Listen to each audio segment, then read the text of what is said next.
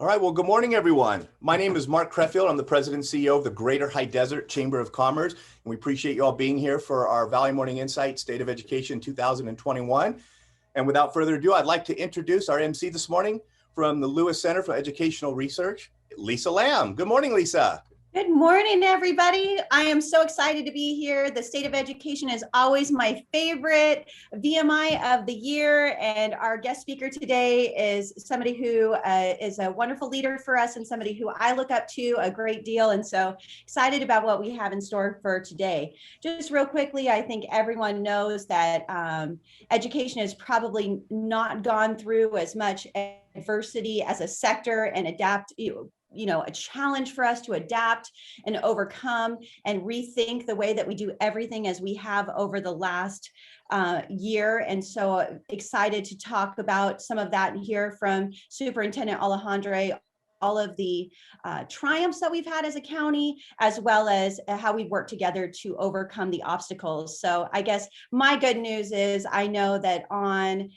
the school side, working in the trenches and kind of locking arms with educational leaders across the high desert, we are coming back. We are coming back with renewed strategies and a renewed hope, and just can't wait to have all of our students back in person. I know for us, we are back in hybrid and all the way through high school now because we're allowed to have our high schoolers back, and they are just, I don't know, it's just everything that you go into education, right, to have. And so our kids are excited to be back. And thank you to all of our businesses for supporting your employees to come and bring your kids to school at weird times because we're not back in full session and it's not traditional. We know that that's been a huge burden on our whole entire high desert community. And so I think that bright things are ahead, and some sense of normalcy or an improved normalcy is on the horizon. So with that, we're going to go ahead and I am going to introduce Pastor Dane Davis with Impact Christian Church to lead us in invocation. No, I'm not. I'm going to introduce Pastor Rick Stonestreet from Mountain View Baptist Church to lead us in our invocation today. Good morning, Pastor. Good morning, and thank you for allowing me to come and be a part of this. And looking forward to hearing what the state of education is. Let's ask for the Lord to guide us. Dear Lord, today we thank you for the privilege to come together as leaders, business leaders here in the community. And Lord, thank you for education, Lord, how important that is in our lives. And all of us here are products of good education. We thank you for that. We pray you would guide our meeting today. May you have your will in our lives, Lord, as we seek to strengthen and shore up each other's businesses, to encourage one another, to get our questions answered. Thank you for the movement into Orange, Lord, as we're starting to see the COVID go away. We pray you would rid us of this problem, and pray we be able to move forward in our state and our business. Thank you for this great high desert, Lord, that you've given to us in the beautiful day today. And we just thank you for all these things. In Jesus' name, amen. Amen. Thank you, Pastor. And now it's time for the Pledge of Allegiance. So let us all stand in our respective offices and spaces and do the Pledge of Allegiance. Ready, begin.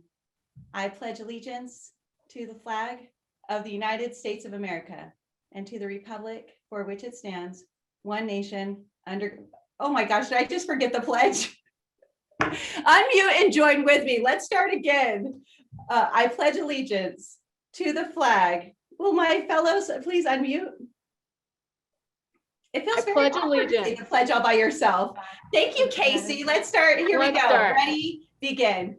I pledge allegiance to the flag of the United States of America and to the republic for which it stands, one nation, under God, indivisible, with liberty and justice for all. So now I have a student who one time did that at our baccalaureate, and I'm going to have to call him and tell him I've done that. In all my almost 30 years in education, I have never not led it with people with me. So here we go. Hey, sorry, Lisa. Usually the MC just kind of does it on their own, but way to recover. You know, and as a teacher in the classroom, you're always with your kids. And as an administrator, I'm always leading like a whole assembly full of folks. It just felt really weird and awkward to be silent by myself. I need some more coffee. At this time, I'm very excited to introduce our bell ringer. So today we have Sonia Miranda, who is the Greater High Desert Chamber of Commerce Internal Services Coordinator, and she's going to make sure that we stay on track and in line. Good morning, Sonia. Good morning. Good morning, Lisa. Thank you. Okay. And now it's time to introduce our presenting sponsor. We would like to thank the Victor Valley College Foundation for being our presenting sponsor for today's event. We're going to start off with a video, and then I will introduce a foundation staff member to tell us a little more. The Victor Valley College Foundation. Making friends and raising funds to support the students of Victor Valley College and the communities that we love. Though campus has been closed, the learning, the growth, and the support hasn't stopped. That's why the Victor Valley College Foundation is excited to host our friends at the 2021 Alumni Hall of Fame and Distinguished Service Awards.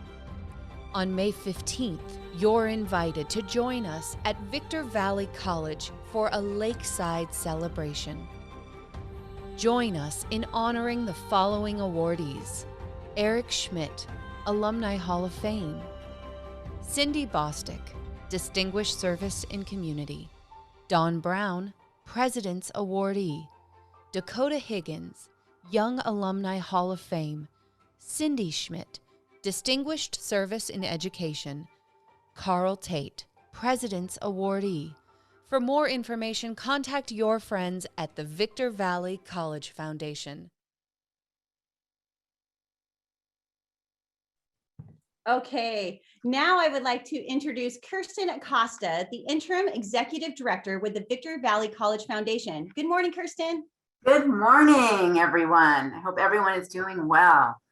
We are very honored to be the presenting sponsor this morning. Thank you for the opportunity. We are also so excited about our upcoming Alumni Hall of Fame and Distinguished Service Awards, which, if you didn't catch the date, will be held on May 15th. So please be sure to mark your calendars. And we are equally excited to know we will be holding the event at Victor Valley College, giving us the opportunity to showcase our beautiful campus. At this time, I would like to introduce one of our Executive Vice Presidents of the Victor Valley College Foundation Board. She works tirelessly to support and promote our foundation. She is a fabulous advocate for not only community, but education. She has been so helpful and instrumental during this past COVID-19 year, and we are extremely thankful to be able to brainstorm with her, especially on projects such as the Alumni Hall of Fame event. Good morning, Casey. Good morning. Wow, what an introduction. While this year's Hall of Fame event won't look like the previous years past, we'll have to put my dreams of lip syncing to Ice Ice Baby on hold for at least another year. It will give our community the opportunity to come on campus and learn more about some of the programs that VVC offers and the opportunity to enjoy some hors d'oeuvres and refreshments around the lake. It's going to be beautiful. So I hope that you will save the date right now in your calendars for May 15th to help celebrate our great and well-deserved honorees. Be sure to look for our flyer in the next electronic version of the Chamber's Insight magazine. They'll have some information regarding sponsorship opportunities and ticket sales. I am looking forward to an in-person event, but this is a responsible, socially distanced event, so no throwing up in the lake or anything like that. So, but May 15th, be there. Now I'll turn it back to Kirsten so you can hear about some other great things that the foundation is doing. Thank you, Casey. So the Victor Valley College Foundation's mission is to make friends and raise funds to help Victor Valley College serve our community. I know you typically hear from us during chamber meetings when we have events and we're promoting them, but we do so much more.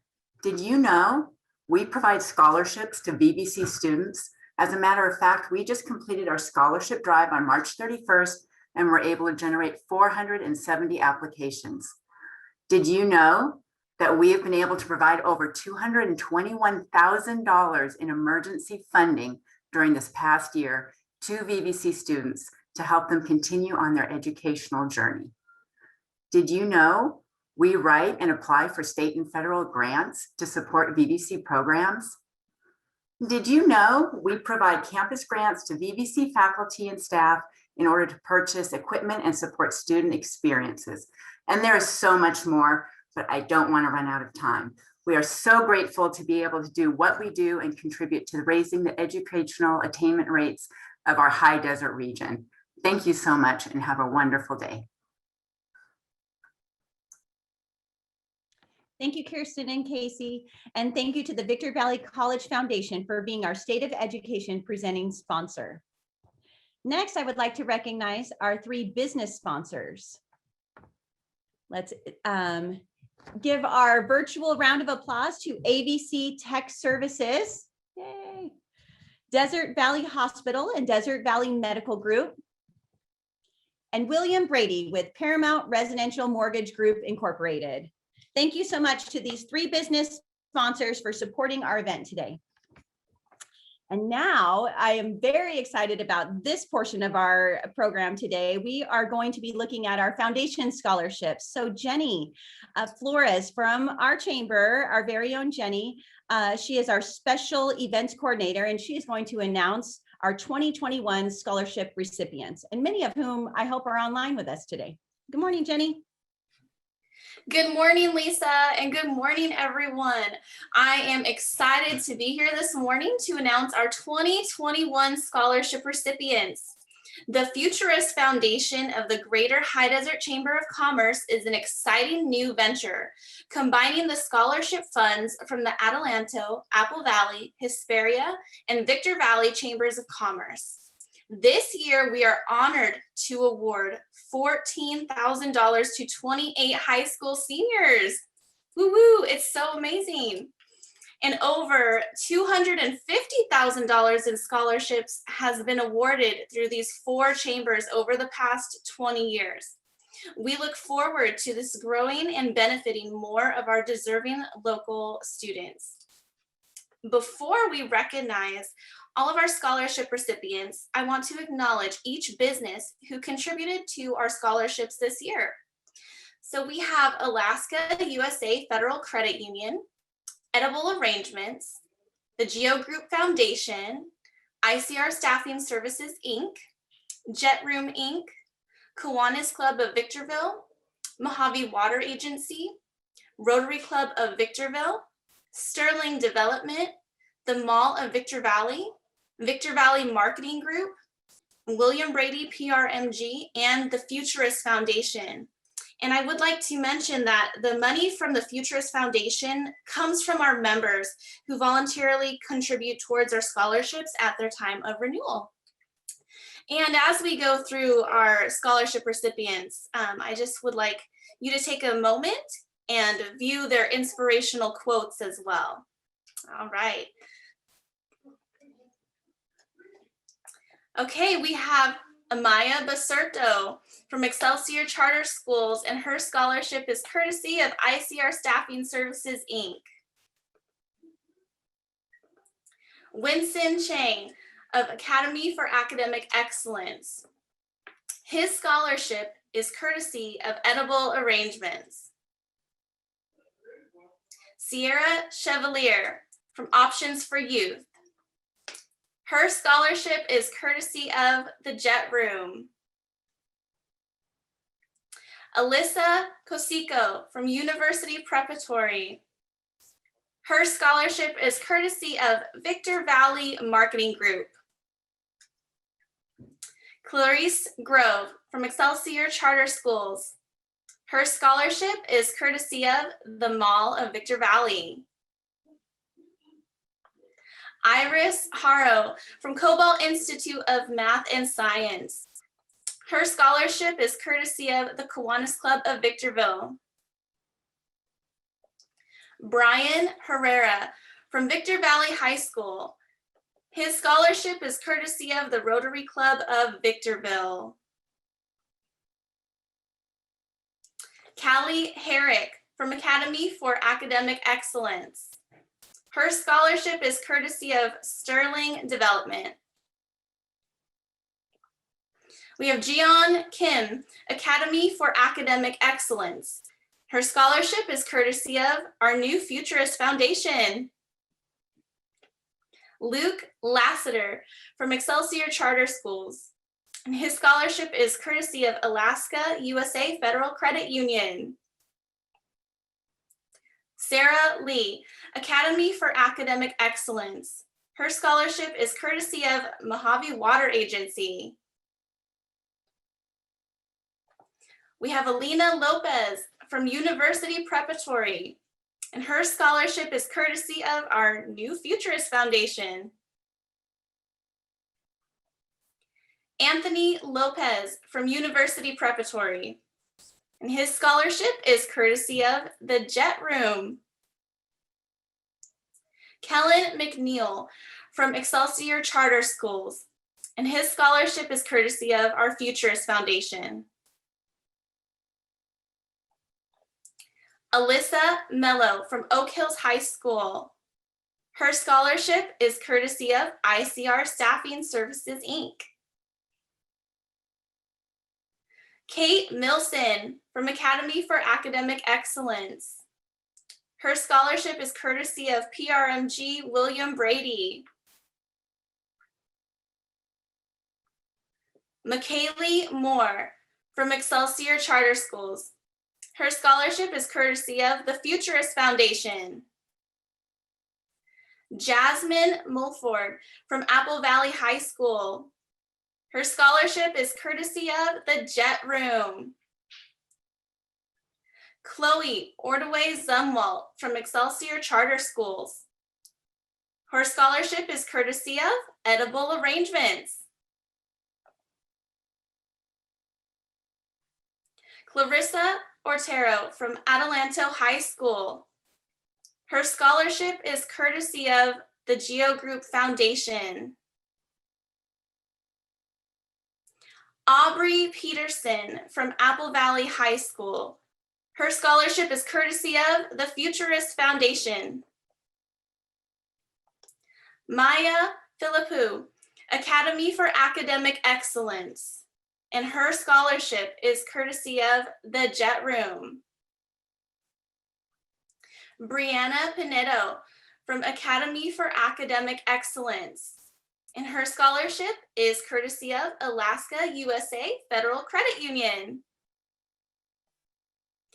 Richard Pio, Academy for Academic Excellence. His scholarship is courtesy of ICR Staffing Services, Inc. Morgan Rains from Academy for Academic Excellence, and her scholarship is courtesy of the Jet Room. Kyler Repman from Granite Hills High School. Her scholarship is courtesy of the Futurist Foundation. Angelina Sicarios from Adelanto High School. Her scholarship is courtesy of the Geo Group Foundation.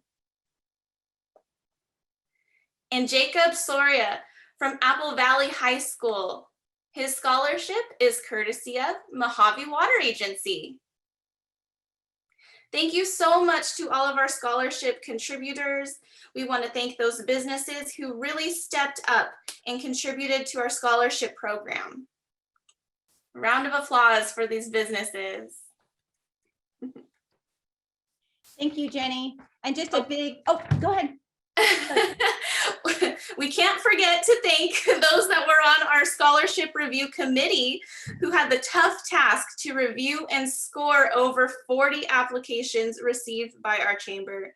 So a special thank you to Yvonne Cox from Mojave Water Agency, Zach Flaherty from PRMG, Paramount Residential Mortgage Group, and Aaron Korn from Pacific Refrigerator Company. Thank you so much. And you can have the floor again, Lisa. I'm just full of grace this morning. I think Mark's going to fire me.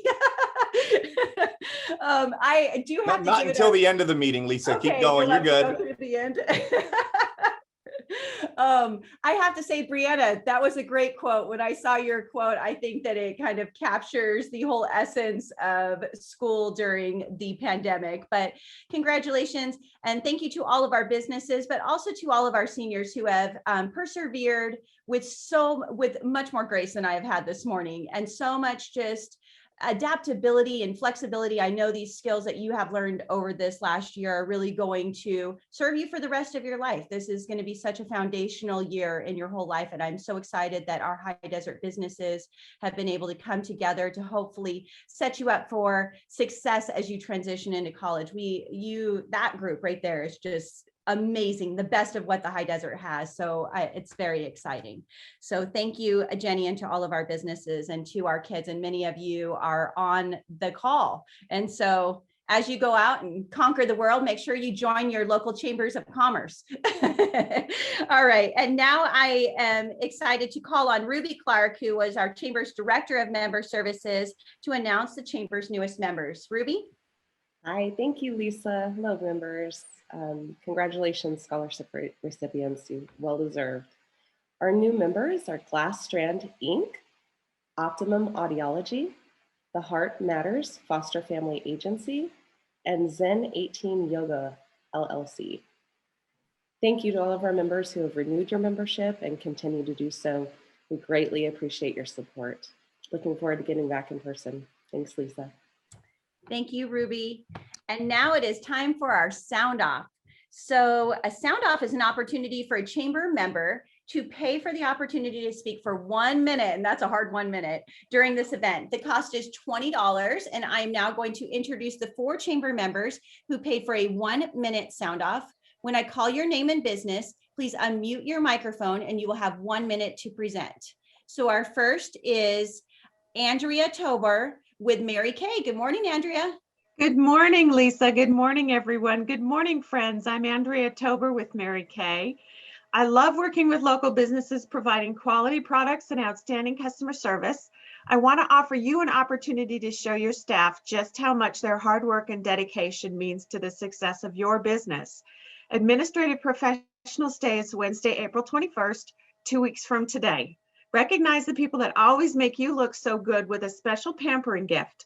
Your office and clerical staff deserve something very special this year, a gift that won't wilt or is calorie-ridden, yet is personal and practical. Consider a gift from Mary Kay for your hard-working professionals. The gift sets you choose will be direct shipped to your office or individual home offices to arrive the week of April 19th and will include a personal note from you. So let's chat. Leave me your information, contact information in the chat box to receive an email pampering gift set flyer. Give your staff the gift of Mary Kay this Administrative Professionals Day, Wednesday, April 21st, 2 weeks from today. Thank you. Perfect timing. Okay, next we have Yvonne Cox with the Mojave Water Agency. Good morning, Yvonne. Good morning. I just wanted to announce next month, May is Water Awareness Month.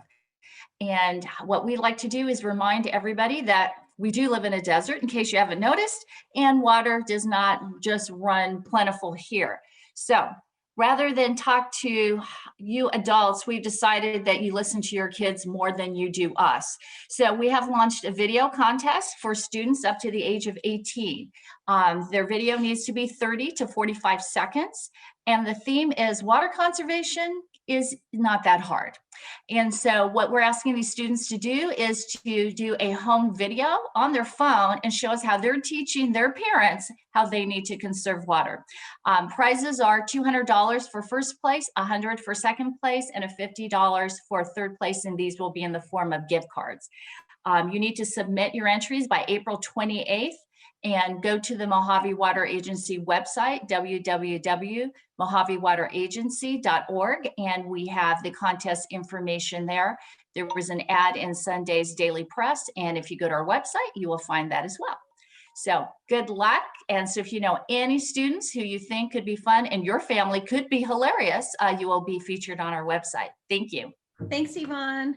All right, next we have Brian Gillespie with Options for Youth. Good morning, Brian. Good morning, Lisa. Good morning, everyone.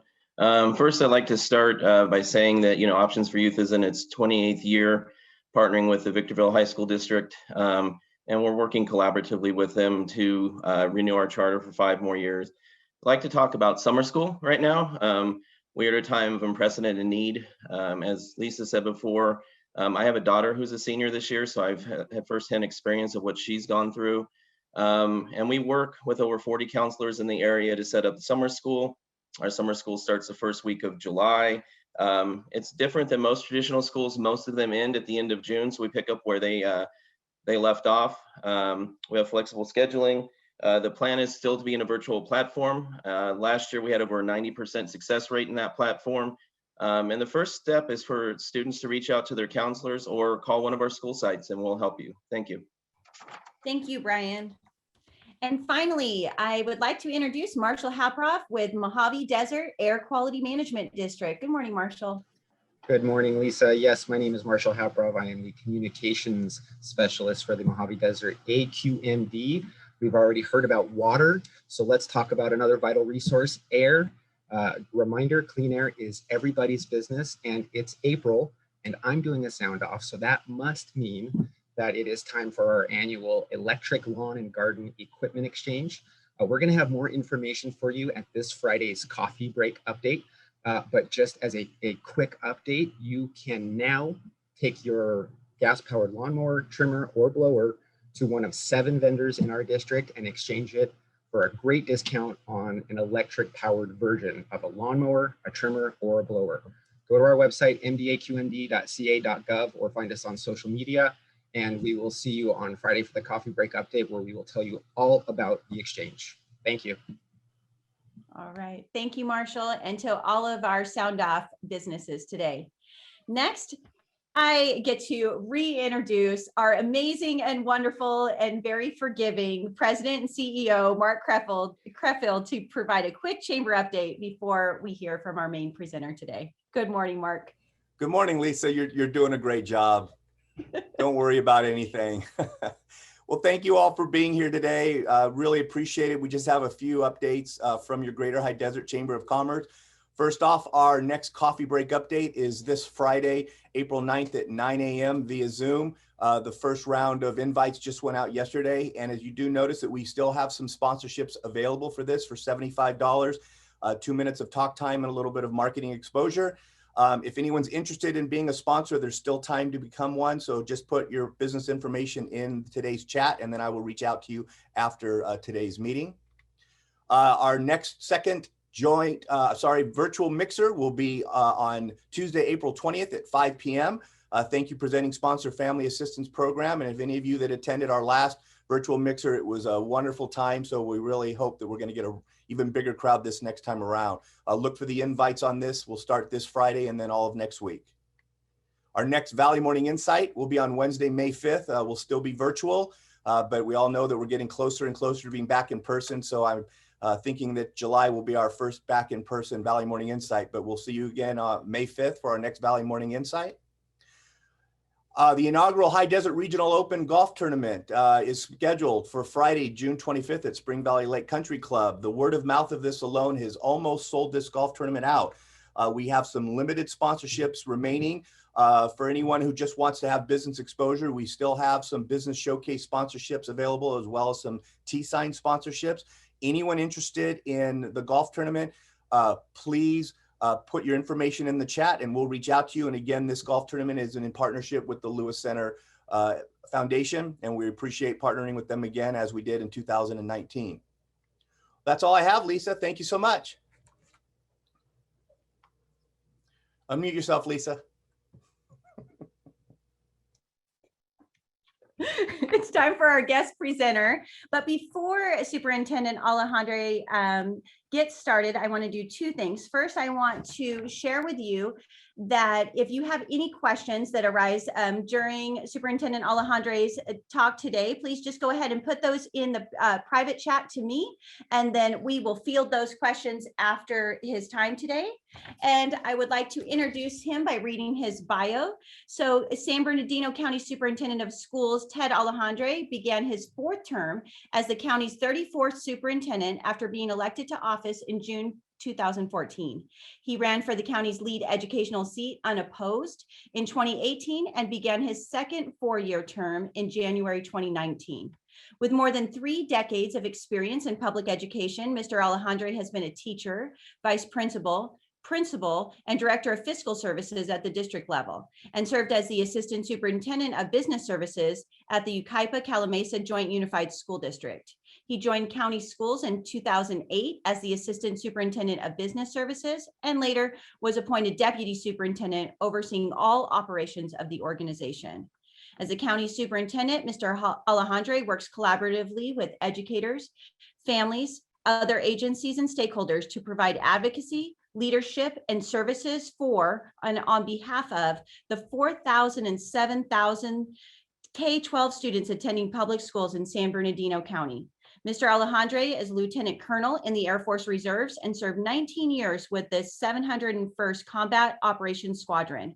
He received his associate degree in administrative management from the Community College of the Air Force, his bachelor's degree in public administration, and a master's in educational administration from Cal State University, San Bernardino.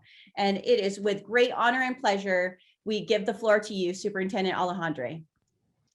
Well, thank you so much, Lisa and Mark. It's wonderful to be here. I'm going to go ahead and share my screen and pull up a PowerPoint presentation so that you can. And Mark, do you see that okay? Yes, see it perfectly. Okay, thank you so much. And again, Lisa, thank you. Thank you, Mark. It's great to be here with this incredible group in the Victor Valley High Desert area. So much going on in the high desert and just incredible passion and support for students across the high desert and across our county. And as Lisa mentioned, we have about 407,000 students in San Bernardino County across 33 districts and over 50 charter schools. And we have some tremendous leaders in both charters and school districts in our county, including Lisa, who's just a great collaborator and leader in her program and supporting her students as well as other students throughout our county, and the superintendents that are online today. We have a number of them from the high desert that are just doing an incredible job in supporting the schools in the high desert, and collaborators with all of our superintendents who we meet with regularly to discuss and collaborate and share how we can best support all the students in San Bernardino County. So I thought I'd just give you an update. There's a lot going on right now. As you know, probably the biggest topic is back to school and how we're going to reopen schools. And I have to preface that by saying that we've had schools open, obviously, through distance learning since the beginning of the year, but we've also had live instruction take place since the fall. And it was really led in the high desert. You know, we had the opportunity through acquiring waivers through San Bernardino County to get schools open if the transmission rates allowed for that to happen. There had to be approval from the County Department of Public Health and the state. So there was a challenge to get those approvals, but we had about 150 schools apply for those waivers and about 100 were approved. The ones that were not approved were because public health felt that the transmission rates were just too high. As you know, we were in the color purple, which is the most restricted tier, for a number of months. And so that limited the options of school districts to reopen with live instruction. But we did have schools in live instruction. And those that weren't, I'll tell you, the superintendents and the boards really committed resources to making the platforms for virtual learning as robust as possible. And so just great to see that effort take place across our county. But now that the schools are reopening, and this started in April, so it's happening right now. We had a number of school districts on spring break last week. But we did have some schools open last week, and then we have a number of schools that are coming back on live this week and into the next several weeks. And the plan that the governor laid out is all based on this: funding to support school districts coming back live, including safety and mitigation efforts, oversight and assistance where needed, and then transparency and accountability. And also, just before I move, we as county superintendent of schools also have our programs coming live. We've been aligned with districts, so we've had some of our programs live going back to the fall. But just a reminder, the students that we serve at the county level are really two groups. One group, the largest, is special education, mostly for severe disabilities that students have. And so those are the most seriously disabled students in the county.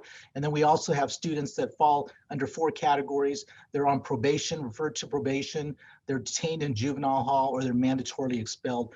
We serve those students based on the state requirements, and our teachers do a phenomenal job with that. So one of the things to start off is that we wanted to work on testing and vaccines and collaborate with county public health. The testing was critical and across the county to make sure that we accurately portray the transmission rates. The more tests that were done, the more accurate that was. And through that effort, we've had that take place in our schools. The county, as you know, has had it throughout the county. And then when the vaccines started, it really was an incredibly collaborative event with county public health. We started back in January. And so now, as we know, anybody 16 and over can get the vaccine. But back in January, it was restricted to the priority groups. First, the health workers. Educators were in that priority 1B group. And when you look at the fact that we paid almost 70,000, we gave out about 70,000 W-2 forms. That's how many individuals were in the educator category. And the county needed our assistance to really identify the best way to support that. And I just have to really credit our superintendents, particularly Dave Olney, who was the representative for the High Desert, Callie Binks and Ukaipa for the East Valley, and Matt Holton at Chafee for the West End. But we worked with public health to identify area and partner hospitals, St. Mary's, for example, in the High Desert, and about 11 others throughout the county that were willing to coordinate the vaccine allotments to make sure that our teachers, our paraprofessionals, were given the vaccine as early and quickly as possible. And that went extremely well. And at this point, everybody has been offered that. That's already been several weeks past and continues to be offered it. It's not mandated, but we did have a significant number of educators that took advantage of that. And that helps with our effort to have safe environments in all of our schools. The state also gave me thousands of codes that we were able to provide to childcare workers, to preschools, and to private schools. So they can get vaccinated. And those codes were used with that My Turn system. And so the individuals and agencies that we gave them to were just very appreciative because they were able to accelerate vaccines for their programs.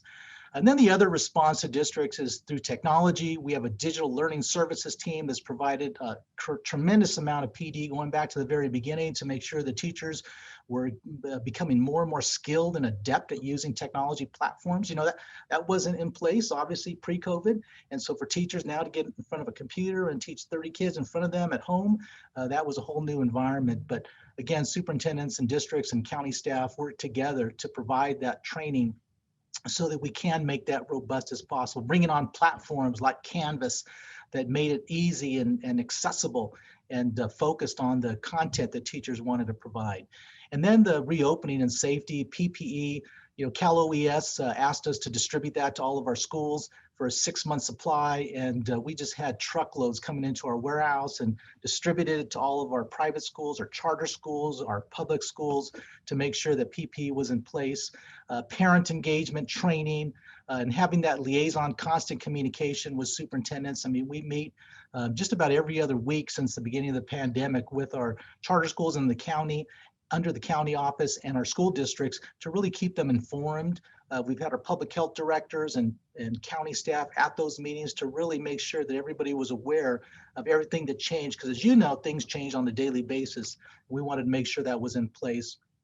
And then for the requirements for school reopenings, you know, there are mitigation efforts and strategies that are required, including, you know, facial covering, stable groups and cohorts, social distancing, ventilation. All the things that are listed here are things that are embedded within the governor's plan, and districts have to be accountable to that. So they've really worked hard with their teams and with their bargaining associations to really have that close communication coordination to make sure everybody felt comfortable coming in. We at the county office, we have about 2,400 employees at the school sites, but also in our central offices. And we've had staff that are coming into this building. And if you came into our building right now, you would see the plexiglass, you would see the signage, you would see all the safety precautions so that people felt comfortable in coming into the environment. Obviously, the facial covering is being worn, and that's what's taking place in the school sites. I've visited a number of school sites. I'm going to Fontana later this morning. And when I go into the facilities, I see the plexiglass, I see the social distancing, I see all the precautions taking place to make sure that everybody coming into those environments feels safe, and the parents feel that their children are in a safe place in the schools they attend. So that's been a big part of it. And obviously there's resources that are needed for that. I can just remind you, a year ago when we were looking at a 10% reduction in the governor's May revision, obviously that wasn't in place. The legislature came up with the deferrals to fund at the previous year's rate schools, so there wasn't the need for drastic reductions. But then we've seen this acceleration of revenue at the state level that has provided schools with their allocation requirements based on Prop 98.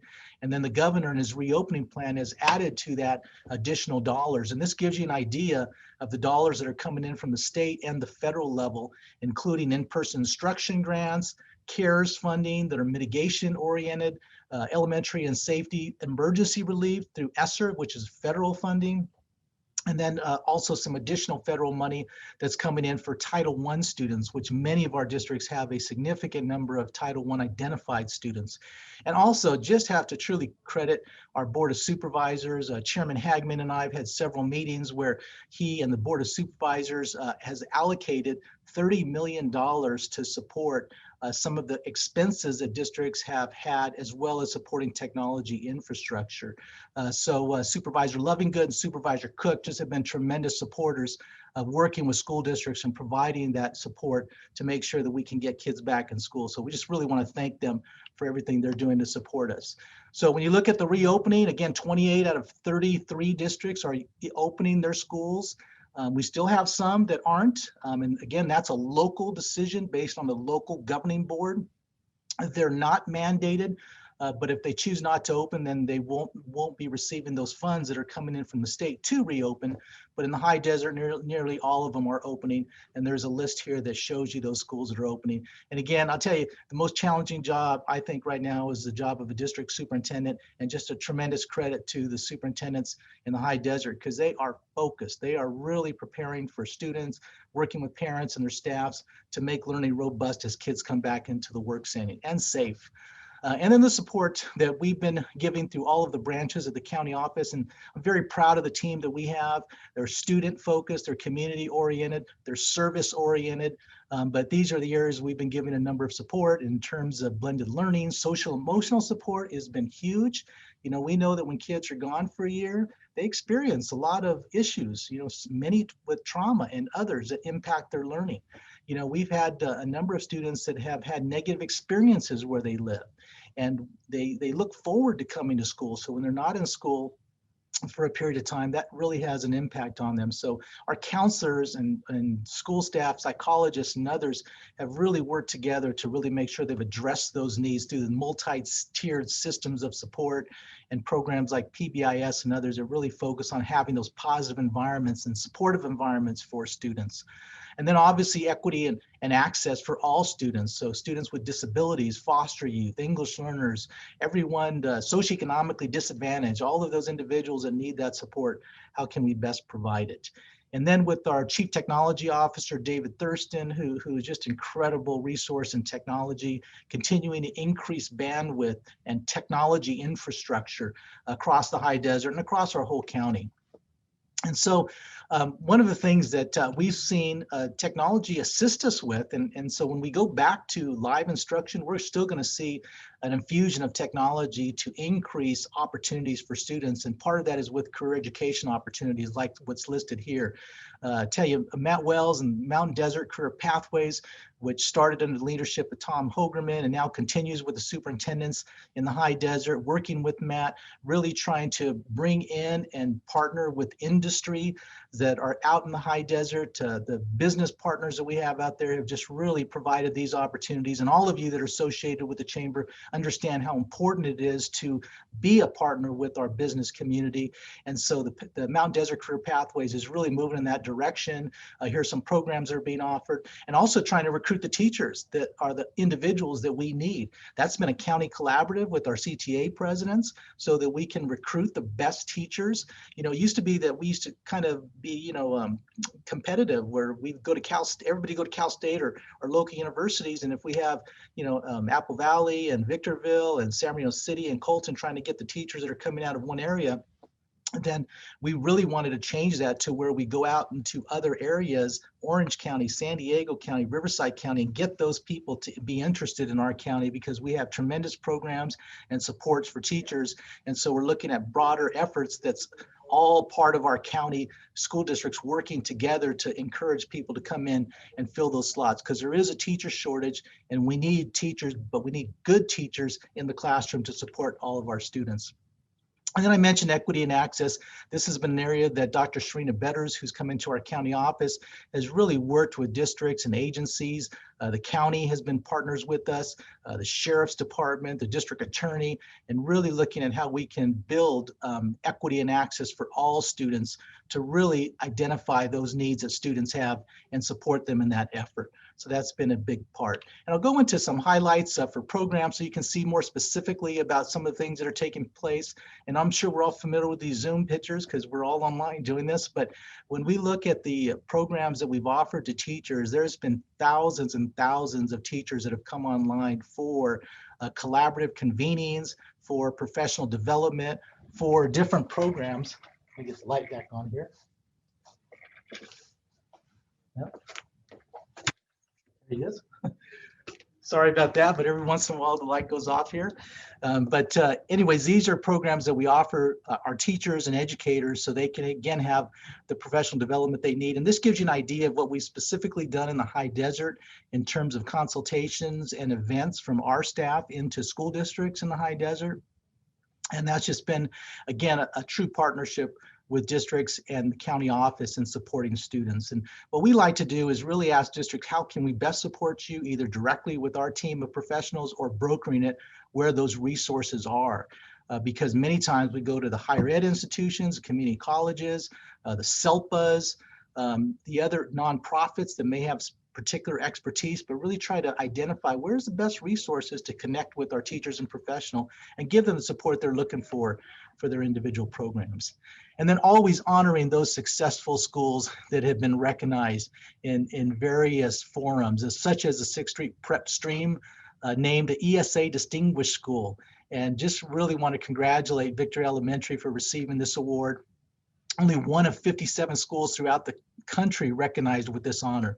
So it really is a model for our county. And that's what's important with our meetings with superintendents. And I've shared this before, but when we meet together, we identify and share best practices so they can be replicated. We really don't need to go to Riverside or San Diego because we have the best practices here in our county because of the leadership of our superintendents. And we ask them to share what's successful so that everybody can learn from that and gain from that and then become stronger partners. We really are a united group, and probably the most organized and united of all of our superintendents is out in the high desert, because they meet, in addition to our county superintendent meetings, they meet regularly on their own to really focus on the high desert needs. And that's, again, the credit to leadership that's in the high desert. I have to tell you that the student advisory, again, went really well this year. In the pre-COVID environment, we had nearly 400 students, a little bit less this time because of the virtual environments, but we still were able to get students from throughout the county, including out Needles and some of the farther areas that are more remote. But that was an advantage of technology. But we brought these students in. We had them mix up and team build so that they can work with students from other districts. We had them focus on the community vital signs and areas they were interested in. And then they went deep into the survey, to the research, into areas they can get information so that when they completed their presentations on PowerPoints, they were presenting them to elected officials with their recommendations. And I'll tell you, these kids were phenomenal. And I just encourage you, when we do this we do it in the springtime every year. We just finished it, but for next year, if you're interested, please reach out to us, because we'd love to have you either observe the students or sit on a panel to listen to their recommendation.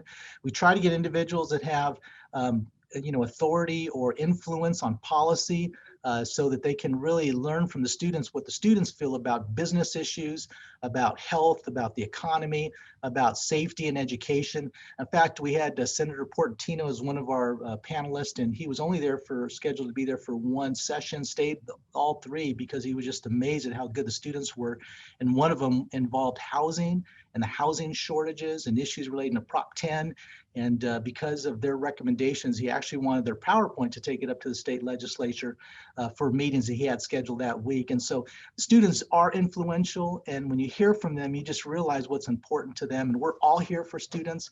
So to get student input, we just really value. And I know a number of you that are on here were on some of those panels, and I thank you for that, but just encourage you to listen to our students. I mentioned CTE and ROP. I mean, the efforts that the teams have out in the high desert, working with the Alliance for Education.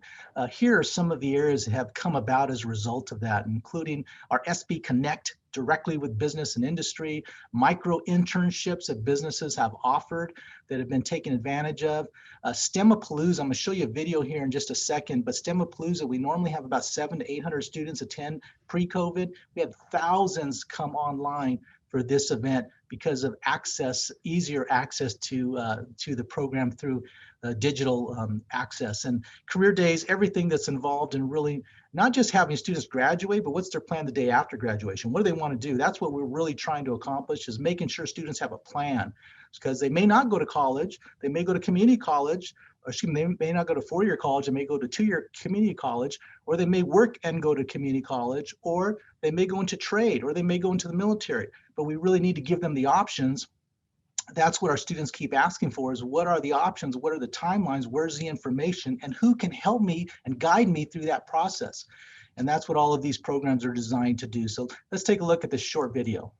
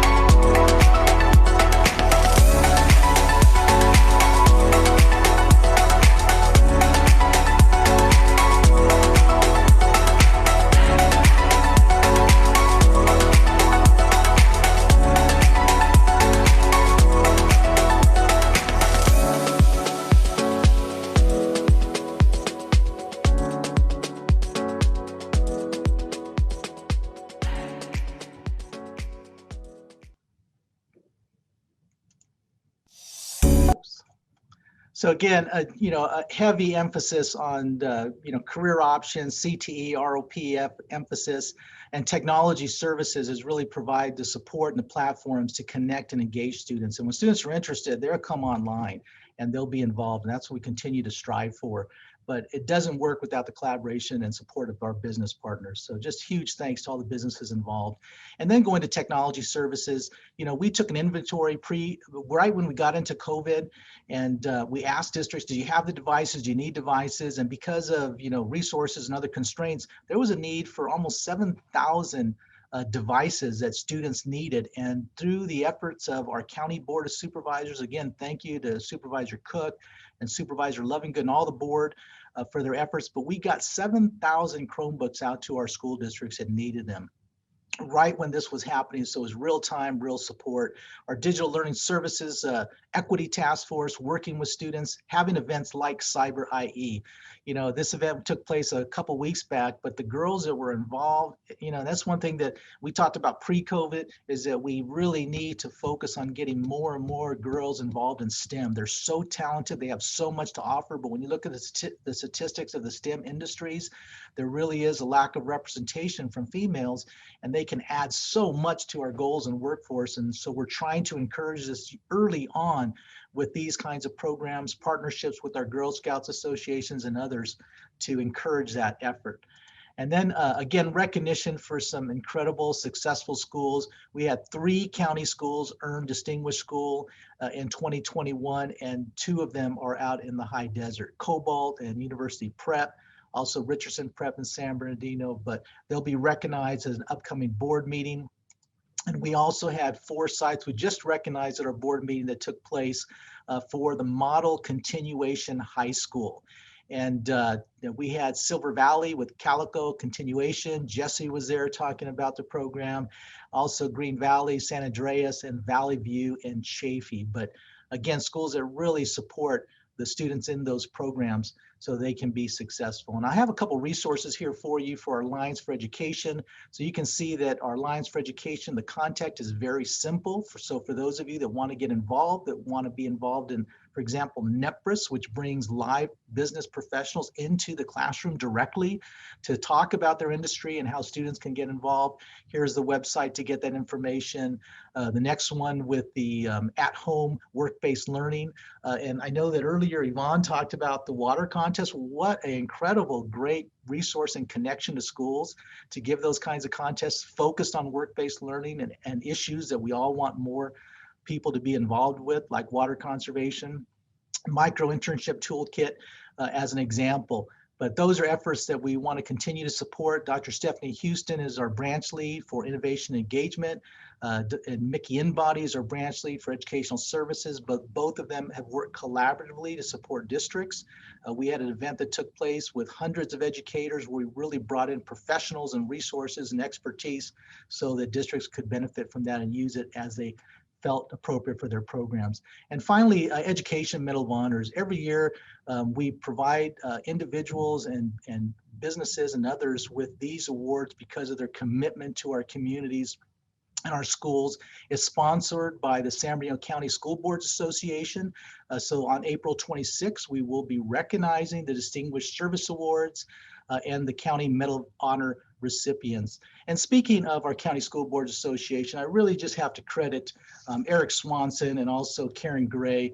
You know, they've really brought together the High Desert School Board members in the Desert Mountain School Board Member Association.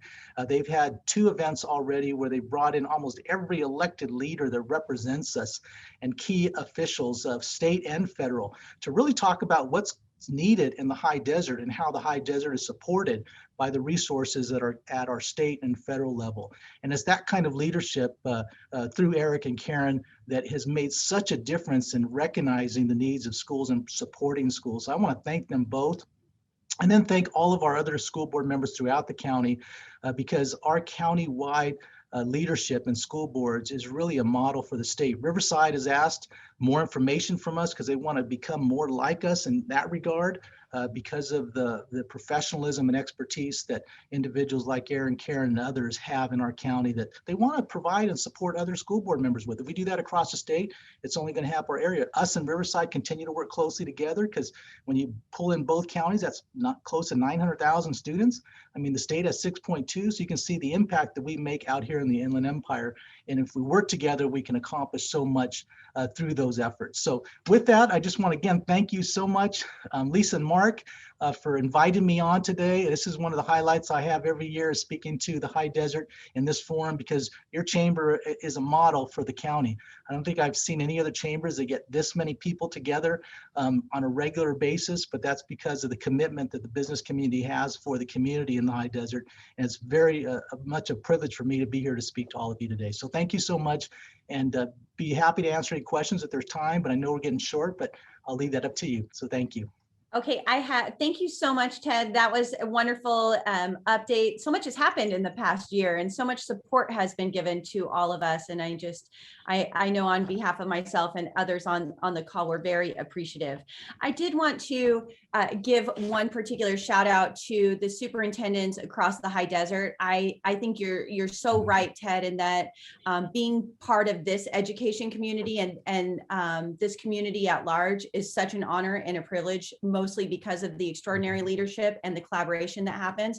But I want to give a particular just a shout out to Trinae Nelson, who I know is on the line. I don't know if we see her picture, but she really, really led the entire high desert and the efforts for all of our educators to get vaccinated so that all of those schools that you listed, all of those districts could come back. So that just took, it was like another full-time job. She worked tirelessly with us, other leaders among the vaccination clinics, running the vaccination clinics along with Trinae, where Dave Olney, who's also on the line from Hesperia, and Jan Gonzalez. And I know that Heather Griggs and I, also running smaller organizations, helped, join in those efforts and saw firsthand, but just so much credit. We would not be where we are as a community and getting our kids back in-person instruction if not for Trinae's dogged leadership in making that happen, and all of the rest of the high desert superintendents collaborating around sharing their own staff, our staff committing to go in and work the clinic for all of these months. So just huge shout out.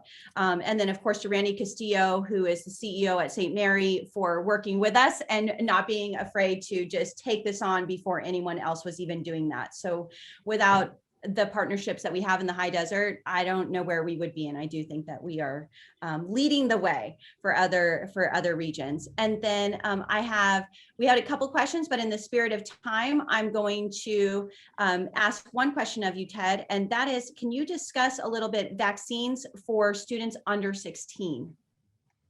And what the plan might be for that. Yeah, that's a great question. And right now, as you know, the vaccine is only for 16 and over, and that eligibility is now in place across many areas in the state. It has not been approved for younger groups, although Pfizer just tested it from, I think, 12 to 16 with 100% efficacy. So we're hoping that that can move forward so that can be approved. But at this point, we don't have that or a firm timeline of when that would be available. Okay.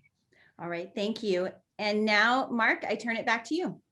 Well, thank you again, Lisa, for emceeing today. I want to congratulate all of our scholarship recipients, all of your hard work. I mean, you are our future leaders. And, I'm going to look your names up, in about 10 years. I know you'll all be doing something really special and changing the world for all of us. I also want to thank our presenting sponsor, the Victor Valley College Foundation. Kirsten, thanks a million for being our presenting sponsor this morning. We always appreciate the support of the foundation. I want to thank our business sponsors, AVC Tech Services, Desert Valley Hospital, Desert Valley Medical Group, and William Brady with Paramount Residential Mortgage Group. Again, and thank you. Ted, you said that you look forward to doing this annual event with us. Well, we look forward to having you every year. And, I'm going to go ahead and fill out my speaker request form and send it off to Michelle for next year. That's what I do after every meeting. So we'll see you sooner. But again, of course, we'll also see you next year. But thanks everybody for being on the call this morning. We really appreciate seeing everybody. You can all unmute yourselves for final goodbyes, and we'll see you all at this Friday's coffee break update.